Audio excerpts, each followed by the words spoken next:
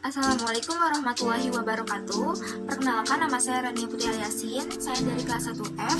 Di sini saya akan membahas materi mengenai prinsip-prinsip komunikasi. Mohon disimak. Kita tahu kalau prinsip komunikasi itu ada 12 macam. Yang pertama itu ada komunikasi adalah proses simbolik.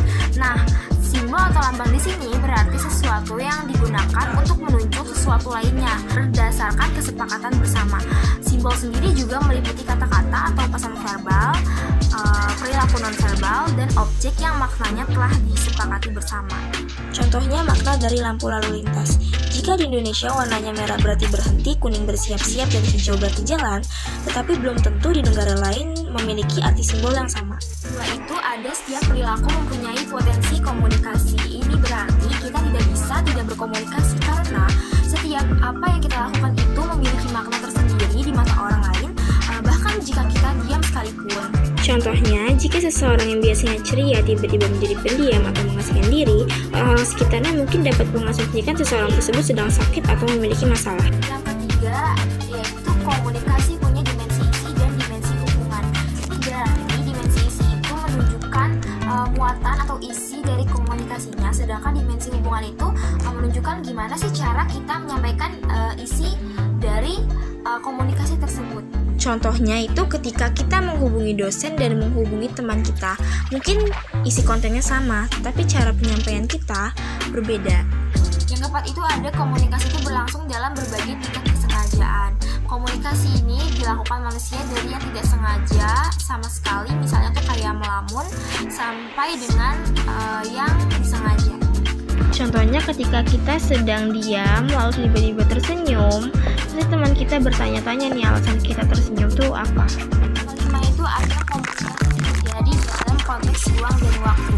Ini berarti makna suatu komunikasi atau pesan itu bergantung pada konteks fisik, ruang, waktu, sosial, dan juga psikologis. Pesan komunikasi yang dikirim oleh pihak komunikan baik secara verbal maupun nonverbal disesuaikan dengan tempat dan waktunya di mana proses komunikasi itu berlangsung. Nah, orang yang berkomunikasi ini akan menimbulkan makna-makna tertentu bergantung pada konteksnya tadi. Contohnya ketika kita yang sedang merantau menghubungi saudara kita di dua waktu yang berbeda. Aduh, ini apa kalian telepon jam 10 pagi ya? Palingan juga minta pulsa, paling amat. Loh, ini kenapa kalian telepon jam 2 pagi? Jangan-jangan kakak sakit tadi. Yang keenam itu ada komunikasi melibatkan prediksi peserta komunikasi. Ini berarti ketika orang-orang berkomunikasi, mereka tuh meramalkan efek perilaku komunikasi mereka, yang berarti orang-orang tuh memilih strategi tertentu berdasarkan bagaimana orang yang menerima pesan tersebut akan merespon. Prediksi ini nggak selalu kita sadari dan sering berlangsung cepat. Sel, wah, gede deh.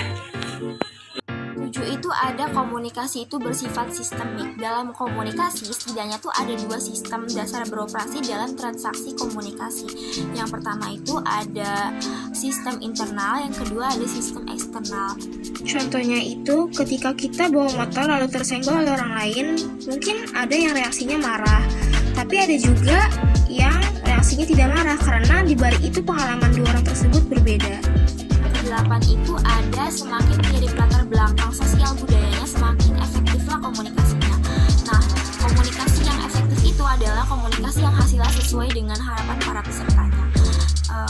Kan pada dasarnya itu manusia nggak mungkin memiliki kesamaan dalam hal tertentu. Nah, dengan adanya kesamaan atau kemiripan itu akan mendorong dua orang itu orang-orang tersebut saling tertarik, sehingga karena kesamaan yang ada tersebut membuat komunikasinya semakin lebih efektif. Yang ke-9 itu ada komunikasi itu bersifat non-sekuensial. Ini berarti proses komunikasi bersifat sirkular atau tidak berlangsung secara satu arah, tetapi berarah. Contohnya pada saat guru menerangkan di depan kelas, itu biasanya dianggap komunikasi satu arah, padahal para siswa tersebut menjadi komunikator. Siswa baik secara sadar ataupun tidak menunjukkan mimik muka tanda mengerti atau belum mengerti akan penjelasan guru tersebut. Apabila guru menangkap makna mimik tersebut, maka komunikasi dua arah tersebut terjadi. 10 itu ada komunikasi bersifat prosesual, dinamis, dan transaksional. Ini berarti dalam komunikasi ada proses saling memberi atau menerima informasi di antara pihak-pihak yang melakukan komunikasi tersebut, dan itu menunjukkan kalau komunikasi itu dinamis dan transaksional. Contohnya seperti Jalan dulu ya. Ya udah jalan deh. Mau jalan mana? Ayo. Jangan lewat itu, sudah dibenerin jalannya. Udah lagi apa lagi ya? Ya udah. Jelas ada komunikasi itu bersifat irreversibel.